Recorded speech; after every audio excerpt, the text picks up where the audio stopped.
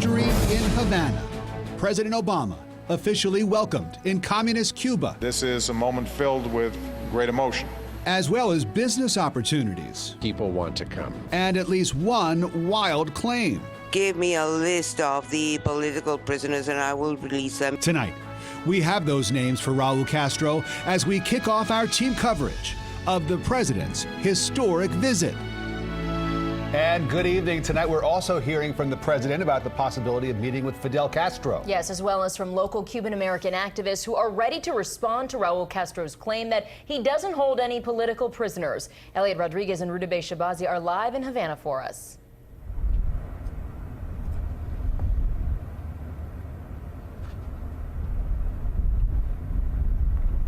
Good evening from Havana, Lauren and Rick.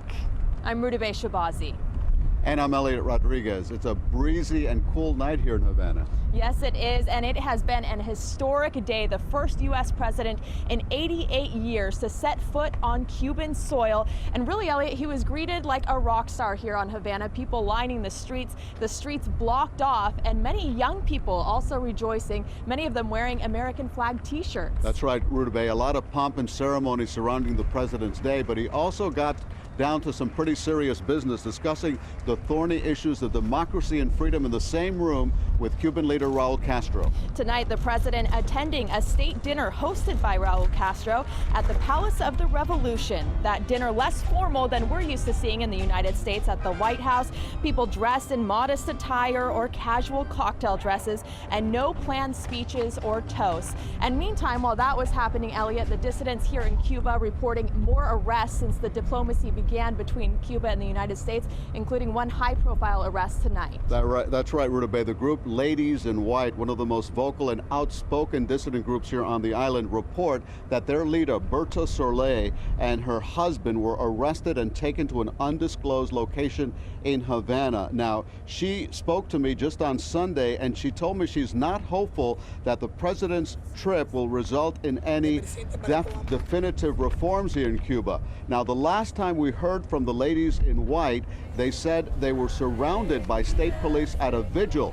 Now, all this is happening on a day that Raul Castro dodged a question about political prisoners.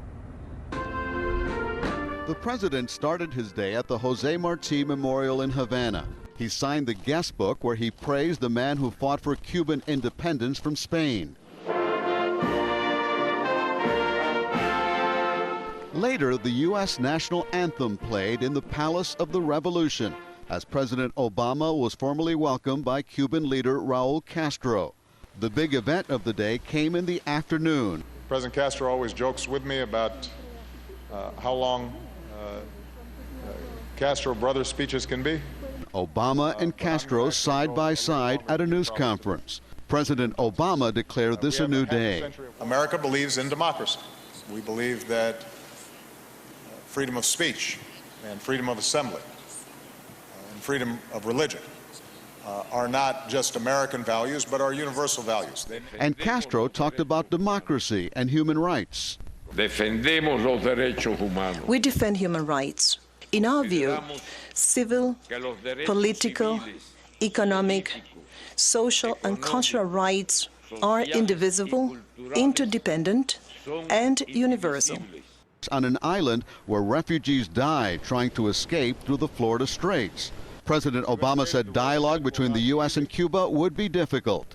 But fortunately, we don't have to swim with sharks. The two leaders surprised reporters by saying they take questions. CNN's Jim Acosta, a Cuban-American, told Castro his father fled Cuba, then asked why the communist government still holds political prisoners.